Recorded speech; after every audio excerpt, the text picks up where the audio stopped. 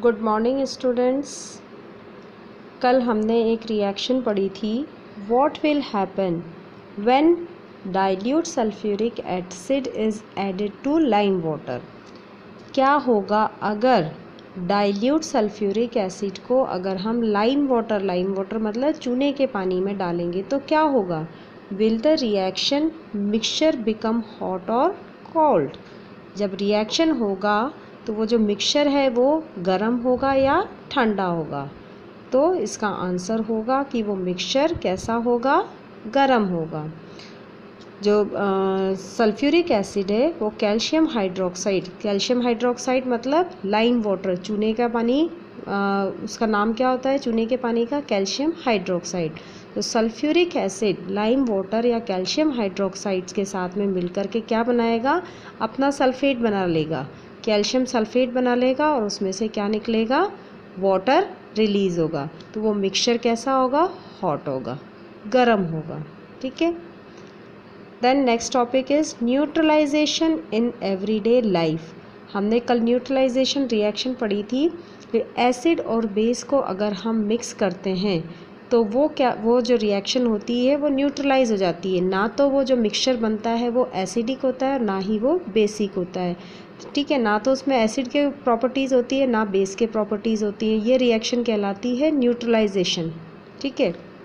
तो इस neutralisation reaction का हमारी डे टू डे लाइफ के अंदर या एवरीडे लाइफ के अंदर इसका क्या रोल है।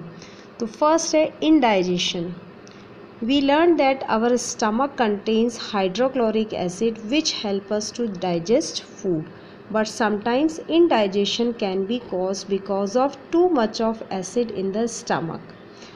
हमने पहले ही ये पढ़ा हुआ है कि हमारे स्टमक के अंदर, हमारे पेट में स्टमक होता है, आमाशय, उसके अंदर से क्या निकलता रहता है, हाइड्रोक्लोरिक एसिड रिलीज़ होता रहता है फूड के को डाइजेस्ट करने के लिए। ठीक है। लेकिन कभी कभी ये जो डाइजेशन होता है वो गड़बड़ा जाता है क्योंकि हमारे स्टमक के अंदर से बहुत ज़्यादा एसिड रिलीज़ होता है और हाइड्रोक्लोरिक एसिड बहुत ज़्यादा रिलीज़ होना शुरू हो जाता है।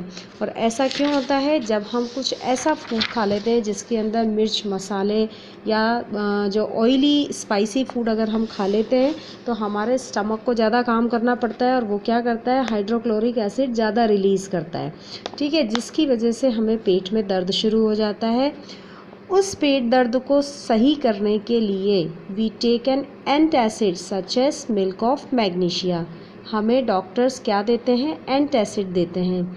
एंटासिड में क्या होता है, milk of magnesia which contains magnesium hydroxide. Milk of magnesia मतलब magnesium hydroxide relieve indigestion and neutralize the effect of excessive acid. Milk of magnesia यानी कि मैग्नीशियम हाइड्रोक्साइड क्या होता है, बेस होता है और हमारे स्टमक से क्या रिलीज़ हो रहा है, एसिड। ठीक है। तो हमें डॉक्टर्स क्या प्रिस्क्राइब करते हैं, एंटासिड। जब हम इस मैग्नीशियम हाइड्रोक्साइड को जब हम इसकी एक डोज लेते हैं तो वो हमारे पेट में जा कर के उस एसिड के साथ में वो रिएक्शन क्या हो जाती है, न्यूट्रलाइज हो जाती है और हमारा पेट का दर्द सही हो जाता है। दूसरा रोल कहाँ पर है, एंट बाइट।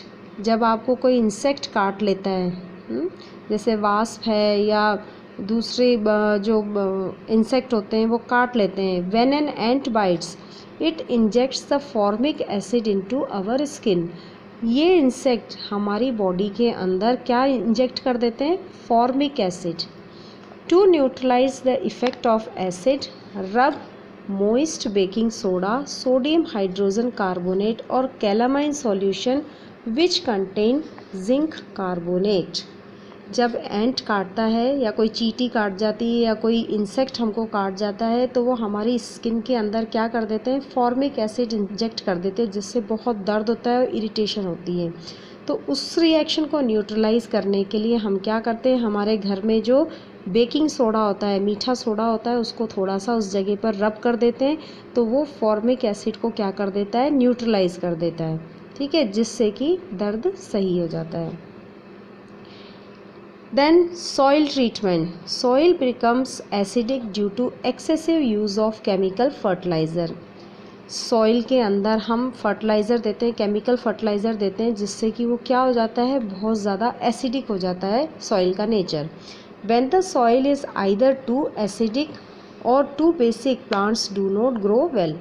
अगर मिट्टी बहुत ज़्यादा एसिडिक हो गई है या बहुत ज़्यादा बेसिक हो जाती है तो प्लांट्स अच्छे से ग्रो नहीं होते हैं। The soil is treated with basis like quick lime.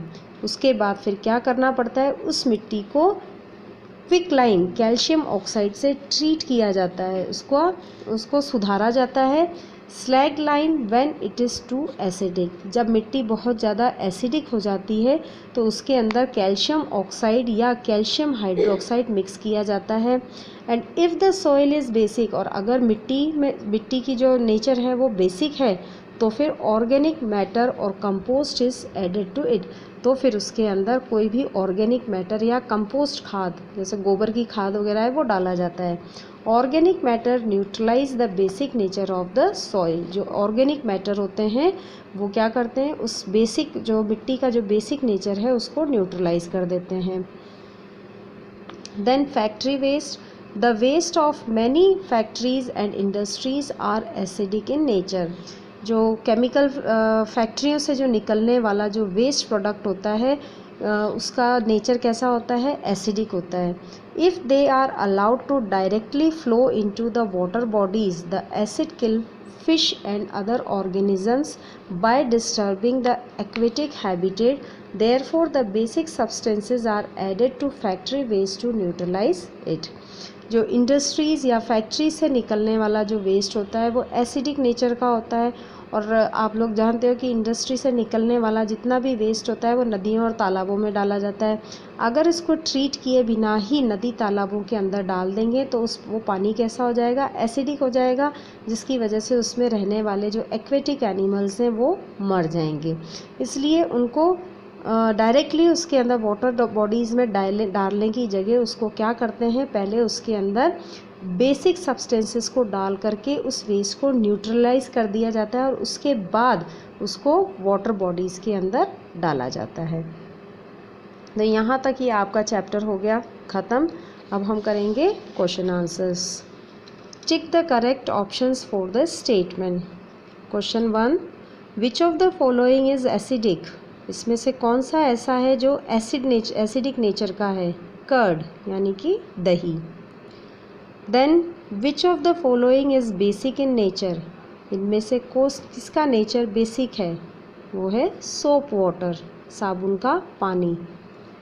Then blue litmus will turn red in. Blue litmus paper कौन से सॉल्यूशन के अंदर रेड हो जाता है, acidic solution. Answer is acidic solution. In neutralisation reaction we get, neutralisation reaction के अंदर जो एंड प्रोडक्ट होता है वो क्या होता है, salt and water, salt and water. When you have acidity you should have, जब भी आपको एसिडिटी हो जाती है, खट्टी डकारें आना शुरू हो जाती हैं, तो आपको क्या लेना चाहिए, antacids, ant acids. Then question number 2, fill in the blanks. Litmus is extracted from, litmus को किस में से निकाला जाता है, लाइकेन में से। Answer is lichens. The acids present in substances are, जिस सब्सटेंसेस के अंदर एसिड प्रेजेंट होते हैं वो क्या कहलाते हैं, acidic. Answer is acidic. When an acid and a base react they produce, जब एसिड और बेस आपस में रिएक्ट होते हैं तो क्या प्रोड्यूस करते हैं, salt and water. When the soil is either too basic और too acidic, plants do not grow well. अगर मिट्टी बहुत ज़्यादा बेसिक है या फिर बहुत ज़्यादा एसिडिक है तो प्लांट्स ग्रो नहीं करेंगे। Then baking soda helps in, baking soda कब हमारी मदद करता है, जब हमें कोई इंसेक्ट खा जाता है, ant bite. Answer is ant bite. बाकी क्वेश्चंस हम नेक्स्ट क्लास के अंदर करेंगे।